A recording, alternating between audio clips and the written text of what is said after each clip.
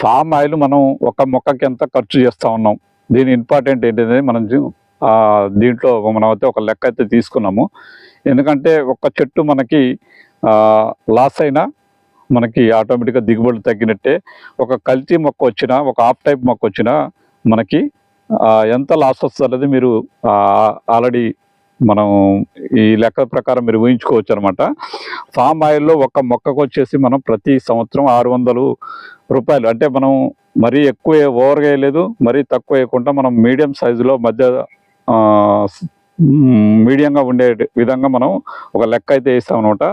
Form ఆయిల్కి ఒక మొక్కకి ప్రతి సంవత్సరం మనకు వచ్చేసి 600 రూపాయలు మనం ఖర్చు చేయాల్సి ఉంటుంది అనమాట. ప్రతి సంవత్సరం దానికి పెట్టుబడి, మందులు అయితే దాని మెయింటెనెన్స్ అయితే ఏదైతే మొత్తానికైతే ప్రతి సంవత్సరం మనం 600 రూపాయలు దానికి ఖర్చు చేయాల్సి ఉంటుంది ఒక మొక్కకి.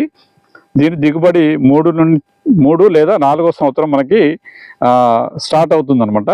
మనకి 3rd ఇయర్ లోపు మనకు అంతర పంటలు వేసుకోవటం, దాని మీద కూడా పెద్ద ఇన్కమ్ రాదు, కానీ అంతర పంటలు మనం సాగు చేసుకోవచ్చు. తర్వాత మనకి 4వ సంవత్సరం నుంచే మనకి ఇన్కమ్ స్టార్ట్ అవుతుంది అనమాట. ఇది ఒక చెట్టు సంవత్సరానికి 170 నుంచి 200 కిలోల వరకు దీని దిగుబడి, సరాసరి దిగుబడి వస్తూ ఉంటుంది అనమాట ప్రతి సంవత్సరం కూడా. అంటే ఇప్పుడున్న రేటు ప్రకారం 3400 నుంచి మనకి దాదాపుగా 4000 రూపాయల వరకు సంవత్సరానికి ఒక చెట్టుకి వచ్చే ఆదాయం అనమాట. దీని లైఫ్ టైం వచ్చేసి 30 సంవత్సరాలు. ఇది మొక్క నాటిన దగ్గర నుంచి 3 లేదా 4వ సంవత్సరం దిగుబడి స్టార్ట్ అవుతుంది అనమాట. నాకు వచ్చిన దిగుబడి 3వ సంవత్సరంలో మనకి 2 టన్నులు ఒక ఎకరానికి వచ్చింది. 3వ సంవత్సరం లోపల మనం ఎకరానికి 2 టన్నులు వచ్చింది. 4వ సంవత్సరం మళ్ళీ మనకు స్టార్ట్ అయింది కాబట్టి మనకి మళ్ళీ నవంబర్ డిసెంబర్ కల్లా మనకి ఎంత వచ్చింది అనేది ఒక క్లారిటీ అయితే వస్తుంది. ఈ సంవత్సరం 4వ సంవత్సరంలో 3-4 సంవత్సరాలు రైతుకి పెద్ద ఇన్కమ్ అయితే ఏమి రాదనమాట. అంటే 3వ సంవత్సరం 4వ సంవత్సరం మనం కొంచెం గెలలు తీసుకున్నా అది మన మెయింటెనెన్స్కి అయితే సరిపోతుంది. అంటే మన చేతి నుంచి ఏటా 35 నుంచి 40 వేలు మనం ఏదైతే పెట్టుబడి పెడతా ఉన్నామో ఆ పెట్టుబడి మందం మనకైతే ఈ 3వ సంవత్సరం 4వ సంవత్సరంలో మనకైతే ఇన్కమ్ వస్తుంది. కాబట్టి 3-4 సంవత్సరాలు కూడా మనం పెద్దగా లెక్క వేయాల్సిన అవసరం లేదనమాట. కానీ మనం పెట్టే పెట్టుబడి వస్తుందన్నమాట. అంటే మన చేతి నుంచి ఏమి పెట్టుకోకుండా సరిపోతుంది అనమాట. తర్వాత మనకి అంటే మొదటి దశలో అంటే 3వ సంవత్సరం అసలు దిగుబడి రాదు కొంతమందికి, 4వ సంవత్సరం 5వ సంవత్సరం వరకు పెట్టుబడులు వస్తాయి కొంతమందికి. 6వ సంవత్సరం నుండి మనకు ఎకరానికి 10 టన్నులు 8 నుంచి 10 టన్నులు మనం తీసే అవకాశం ఉంటుంది. అప్పటి నుండి ఇన్కమ్ స్టార్ట్ అవుతుంది మనకి. అంటే డబ్బులు మనకి అప్పటి నుంచి మిగులుతాయి. అంటే 20 సంవత్సరాలు, దాదాపు 20 నుంచి 25 సంవత్సరాలు మనం ఈ దిగుబడి 8 నుంచి 10 టన్నులు మనం తీసుకోవడానికి అవకాశం ఉంటుంది మంచిగా చేస్తే. ఒక్కొక్క మొక్క నుండి 20 సంవత్సరాల్లో మనం దాదాపు 3,500 కిలోల నుంచి 4,500 కిలోల మట్టికి మనం ఒక చెట్టు నుండి, అంటే 3 టన్నుల నుంచి దాదాపు 4 టన్నుల వరకు ఒక చెట్టు నుంచి మనం దాని లైఫ్ టైంలో మనం తీసుకోవచ్చు అనమాట. ఇప్పుడున్న రేటు ప్రకారం ఒక్కొక్క చెట్టు దాని జీవిత కాలంలో దాదాపు మనకి 1,00,000 రూపాయలు, 80,000 నుంచి 1,00,000 రూపాయలు దానికి అది ఇన్కమ్ ఇస్తుంది మనకి. అది మనం 6వ సంవత్సరం నుంచో 5వ సంవత్సరం నుంచో లెక్కేసుకున్నా అది 30 సంవత్సరాల లోపు అది మొత్తం మనకు 1,00,000 రూపాయలు మినిమం అది ఆ మొక్క అయితే మనకు ఇన్కమ్ వస్తుంది. ఆ మొక్క ద్వారా అయితే మనకి ఇన్కమ్ వస్తుంది అనమాట. ఇక మనం ఖర్చులు చూద్దాం. దీంట్లో మనం ఇన్కమే కాదు ఖర్చులు కూడా చూడాలి కదా. సంవత్సరానికి ఒక్కొక్క మొక్కకి 600 మనం ఖర్చు చేసినా దీని ఖర్చు అంటే దీని లైఫ్ టైం మొత్తం కూడా మనం 30 ఇయర్స్, అంటే మనకి దిగుబడి వచ్చినా రాకపోయినా దీన్ని 30 సంవత్సరాలు మెయింటైన్ చేస్తాం కాబట్టి దీని మొత్తం లైఫ్ టైం కూడా మనం ఓన్లీ 18,000 రూపాయలు మాత్రమే దీనికి ఖర్చు పెడతా ఉన్నాం. అంటే మనం మొక్క వేసిన కాంచి ఫస్ట్ కాంచి 30 సంవత్సరాల వరకు కూడా దీనికి ఖర్చు 18,000 రూపాయలు మాత్రమే మనం దీనికి ఖర్చు పెడతా ఉన్నాం అనమాట. ఏది మొత్తం మెయింటెనెన్స్కి, దాని మందులు అయితేమి, దాని ఫర్టిలైజర్స్ అయితే మొత్తం దాని మొత్తం మెయింటెనెన్స్ కూడా మనకి దాని లైఫ్ టైం మొత్తం కూడా 18,000 రూపాయల కాడికి మనకి ఎక్కువ కాదనమాట. కటింగ్ వచ్చేసి మనకి ఈ 4 టన్నులు వేసుకుందాం. మనకి సంవత్సరం మనం చెప్పాం కదా దీని లైఫ్ టైంలో మనకి 4 టన్నులు దిగుబడి ఇస్తుందని.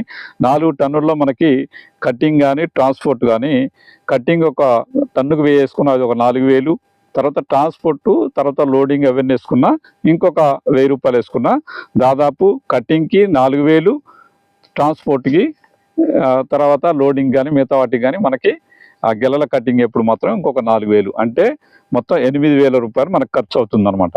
దీని లైఫ్ టైంలో మొత్తం మనం పెట్టేది 8000 ఖర్చు పెడతాం అనమాట. దానికి కటింగ్కి అయితే, లోడింగ్కి అయితే, మిగతా అన్ని విషయాలకైతే. తర్వాత మనకి ఇది వచ్చేసేసి మెయింటెనెన్స్ మనం దీని లైఫ్ టైంలో మనం మెయింటెనెన్స్ ఇప్పుడు లెక్కేసాం కదా, 18,000 అని చెప్పాం కదా.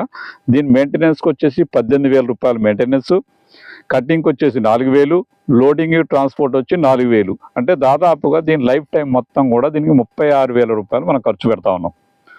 దీని మొత్తం అంటే దీని 30 సంవత్సరాలు కూడా దీనికి 36,000 రూపాయలే ఖర్చు పెడతా ఉన్నాం. మనకు వచ్చే ఆదాయం దాదాపు 80,000 నుంచి 1,00,000 రూపాయలు మనకి ఇది ఇన్కమ్ ఇస్తుంది. అంటే దాదాపుగా ఒక మొక్క నుంచి మనము దాదాపు 36,000 తీసేసిన దాదాపు 44 నుంచి 54,000 రూపాయలు ఇది మనకి దీని లైఫ్ టైం మొత్తం కూడా మనకి ఇన్కమ్ వస్తుంది. ఒక్క చెట్టు మనకి దాదాపుగా 45 నుంచి 50,000 మొత్తం ఖర్చులు తీసేసి కూడా 45 నుంచి 55,000 వరకు మనకి ఒక మొక్క ఇన్కమ్ ఇస్తుంది దాని లైఫ్ టైంలో.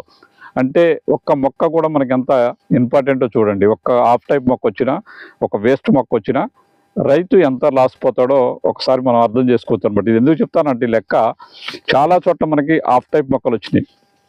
ఈ హాఫ్ టైప్ మొక్కల్లో అది చాలా ఈజీగా తీసుకుంటా ఉన్నారు. నేను చాలా చోట్ల మనం విజిటింగ్ చేసినప్పుడు చాలా చోట్ల కూడా మనకి ఈ మొక్కలు చాలా హాఫ్ టైప్ మొక్కలు వచ్చినట్టు మనకి కనిపించినాయి అనమాట. కాబట్టి మనం ఈ లెక్క మనకి ఒకసారిగా అందరికీ క్లారిటీగా తెలవడం కోసం మనం ఈ లెక్క చెప్పినాం. ఇక మనం ఒక మొక్క గురించి మనం ఎంత ఖర్చు ఎంత ఇన్కమ్ అని తెలుసుకున్నాము. ఇప్పుడు ఒక ఎకరాకి మనకి ఎంత ఖర్చు వస్తుందో మళ్ళీ దాన్ని కూడా తెలుసుకుందాం. ఎందుకంటే మొక్కలు ఎంత వస్తాయంటే చాలామందికి అర్థం కాకపోవచ్చు. అందుకనే మనం ఒక ఎకరా లెక్క కూడా మనం చెప్పే ప్రయత్నం చేద్దాం. ఒక ఎకరాకి యావరేజ్గా 10 టన్నుల దిగుబడి వచ్చింది అనుకుందాము. అంటే ఒక టన్ను ధర 20,000, ప్రజెంట్ ఉన్న 20,000 రేట్ వేసుకున్నా, అంటే రాను రాను ఖర్చులు పెరగమంటే ఖర్చులు పెరిగినప్పుడు ఆటోమేటిక్గా ఫామ్ ఆయిల్ రేట్ కూడా పెరుగుతుంది. కాబట్టి మనం ఇప్పుడున్న లెక్కే మనం తీసుకున్న ప్రయత్నం చేసినాం అనమాట. అంటే ఒక ఎకరాకు దాదాపు 2 లక్షలు మనకు ఆదాయం వస్తుంది. 10 టన్నులు మనం కనుక తీసినట్టయితే మనకి 2 లక్షల రూపాయలు దానికి ఆదాయం వస్తుంది. అంటే మనం అమ్మితే 2 లక్షలు వస్తాయి ఆ 10 టన్నులకి. అయితే మనం ఒక ఎకరాకి ఖర్చు ఎంత ఇది కూడా చూడాలి కదా. మనం కటింగ్ వచ్చేసి ఒక టన్ను మీకు ఒక టన్ను 1000 రూపాయలు వేసుకోండి కట్టింగు. తర్వాత 10 టన్నులు అంటే 10,000 అవుతుంది కట్టింగ్కి. మొత్తం మనం సంవత్సరం మీద ఒక ఎకరాకి 10 టన్నులు తీసుకుంటే 10,000 అవుతుంది. తర్వాత ట్రాన్స్పోర్ట్ లోడింగ్ కూడా ఒక 10,000 తీసేయండి. దాన్ని కూడా కటింగ్ ఒక 1000 రూపాయలు వేసినాం టన్నుకి, అంటే 10 టన్నులు అంటే 10,000 తీసేయండి. మొత్తం ఇది ఒక 10,000 తీసేయండి. అంటే ఎకరానికి మెయింటెనెన్స్ ఒక 35,000. మనం ఇంతకుముందు చెప్పాం కదా, ఒక ఎకరాకి మనం ఫెర్టిలైజర్స్ అయితేమి, దానికి గడ్డికి అయితే, మిగతా వాటికైతే, దేనికైనా మనం ప్రతి సంవత్సరం 35,000 రూపాయలు దాని మెయింటెనెన్స్కి మనం ఖర్చు చేస్తూ ఉంటాం. అంటే 35,000 రూపాయలు అవి. తర్వాత మనకి ఈ యొక్క కటింగ్ 10, తర్వాత ట్రాన్స్పోర్ట్ 10, మొత్తం ఎంత వచ్చింది మనకి 55,000.